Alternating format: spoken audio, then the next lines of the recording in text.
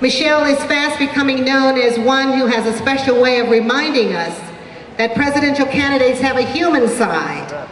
When asked recently, what is it like to be married to a prominent politician, she said, "It's hard. That's why Barack is so grateful." She clearly views her role in politics as a partnership, balancing her public responsibilities with her private family obligations. What a great team. Ladies and gentlemen, the next First Lady of the United States of America, Michelle Obama. Wow. Where did you all come from? Hey! This is so wonderful. You know, I have to tell you guys that this makes it easy for us, because this is what we're seeing when we go around the country.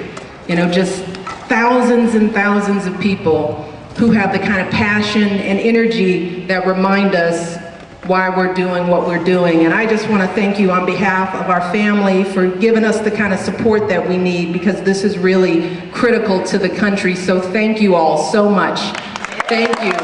But let me tell you what life is like for the Obamas, because that's sort of what people have been asking me. It's like, how are you staying grounded? How are you managing to make things possible? And really at the core of it are our two daughters.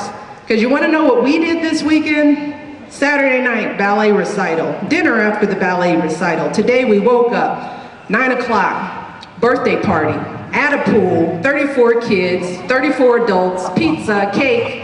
Then we got on the plane, and now we're here. What time of the day is it? So one gentleman back in the back so kindly said, "You seem sad. Are you enjoying this?" I said, "I'm just really tired." "I'm not sad, I'm really sleepy."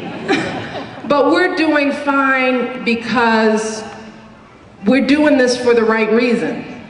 And it is so easy to make this sacrifice for a couple of reasons. Number one, like many of you, I am so tired and disappointed in the direction of the country. And I don't know about you all, but I've got two little girls that I love desperately, and I want them to grow up in a society where fear is not the leading emotion. I want to grow up in a society where all children can get an education and learn math and take ballet and music and thrive. I want to live in a country where children won't go sick because their parents don't have health care. I want my children to live in that kind of country. I don't want them to grow up with the cynicism. So that's one reason why it's easy. The other reason it's easy, because I believe in the product. My husband, Barack Obama. When I go out and I talk about this man, and I tease him a lot. Teasing him is my primary hobby. I'm really good at it. We have a rule in our household: I can tease him, and he can't tease me. And as long as he abides by that rule, we're happy. So we've been married, wonderful, long, long period of time, but I talk about how we were raised, and not our resumes, the schools we went to, but I talk about why I fell in love with Barack Obama, and it's because of who he is, his values, his decency, his work ethic. And that's how we were raised, both of us. We came from working class families. We saw our parents and our grandparents get up every day and sacrifice to give us a better place in this world. And I married him because he, unlike so many people that I saw, put his values into action. He didn't just talk a good game as a young man out of college.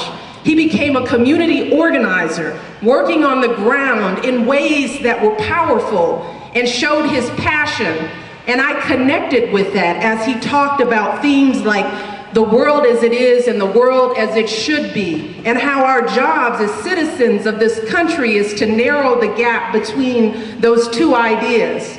And then I married this man, and I found out not only was he principled, but he was an excellent husband, someone who I could trust, who would have my back, somebody who would not lie to me, who would not compromise values, our family. And then I found out that he was an outstanding father. He's the kind of man that in between flights and travel that he would duck back in just to read Harry Potter with our older child, that always our family would come first. And there's no way you can lead the country if you can't lead your own family. That's why I fell in love with him. But in addition to that, my husband is eminently qualified to lead this country. And don't be fooled by the people who say that he's not experienced. He's worked on the ground. The only candidate in this race who has actually worked with people, registered voters, built housing, changed lives. This is my husband. This is a man who's a civil rights scholar, constitutional law scholar, knows the Constitution and can apply it better than the current administration. This is a man who has worked in the state legislature, not just in any state, but the state of Illinois. And trust me, people, politics is ugly in Chicago. It is ugly, but you can go around the state of Illinois and you will not meet anyone who will not say that Barack Obama is decent, he's smart, he can work across the aisle, he builds relationship, and the notion of compromise now, people, is critical. We cannot get where we need to be without compromise. So I am here today, not as the wife of Barack Obama, because my wife instincts would tell me, run away, this is nuts. But I'm here today, and I'm running around the country, bringing my children, because I am a woman, I'm a wife, I'm a mother, I'm a professional, I'm a citizen of this country, and I want change, a new tone to politics. And I'm telling you people that there is no other candidate in this race who can change not just our view domestically, but nationally. Barack Obama will send a different message to the world about who we are and who we want to be as a country. Ladies and gentlemen, for you, I know the man who can do what needs to be done. The question is, are we ready? We're in it. We've come 80% of the way. But in order to get over the finish line, we're going to have to step outside of our comfort zones. We're going to have to engage in ways that we haven't engaged before. Are you ready? Are you ready? And if you are ready, when this is over, not only will we change the country, but we will elect my husband, the next president of the United States.